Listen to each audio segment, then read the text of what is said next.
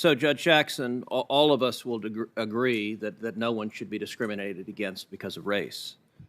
When you just testified a minute ago that you didn't know if critical race theory was taught in K through 12, I will confess I find that statement a little hard to reconcile with the public record, because if you look at the Georgetown Day School's curriculum, it is filled and overflowing with critical race theory.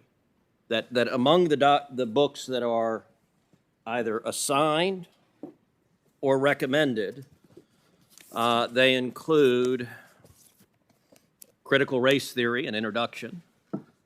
They include The End of Policing, an advocacy for abolishing police.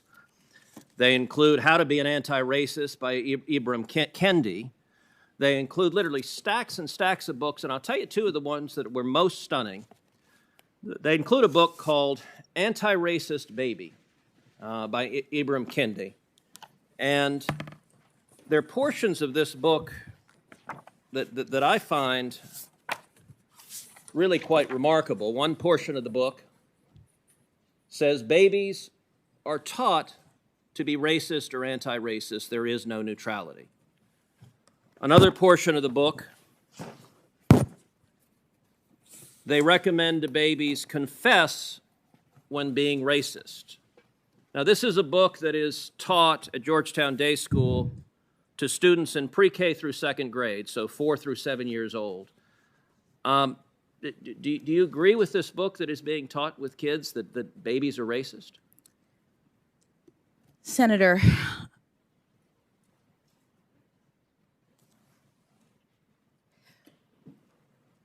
I do not believe that any child should be made to feel as though they are racist, or though they are not valued, or though they are less than, that they are victims, that they are oppressors. I don't believe in any of that. But what I will say is that when you asked me whether or not this was taught in schools, critical race theory, my understanding is that critical race theory as an academic theory is taught in law schools, and to the extent that you were asking the question, I understood you to be addressing public schools. Georgetown Day School, just like the religious school that Justice Barrett was on the board of, is a private school. Okay, so you agree critical race theory is taught at Georgetown Day School? I don't know, because the board is not, the board does not control the curriculum. The board does not focus on that. That's not what we do as board members, so I'm actually not sure. Well, and I'll note that the board is chaired by Professor Fairfax, your college roommate who introduced you yesterday, so the two of you serve on the board together. Another book that is on the summer reading for 3rd through 5th grade is a book called Stamped for Kids, again by Ibram Kendi. I read the entirety of the book, and I will say it is an astonishing book. On page 33, it asks the question, can we send white people back to Europe? That's on 33. That's what's being given to 8 and 9 years old. It also, on page 115, says the idea that we should pretend not to see racism is connected to the idea that we should pretend not to see color. It's called color blindness.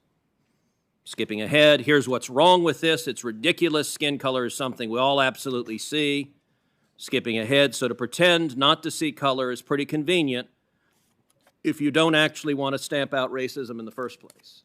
Now, what this book argues for is the exact opposite of what Dr. King spoke about on the floor of the Lincoln Memorial. And are you comfortable with these ideas being taught to children as young as 4 in respect to the first book, as young as 8 and 9 in respect to the second book? Senator, I have not reviewed any of those books, any of those ideas. They don't come up in my work as a judge, which I'm respectfully here to address. In my work as a judge, which is evidenced from my near decade on the bench. Okay, good. I am, then let's go back to your work as a judge.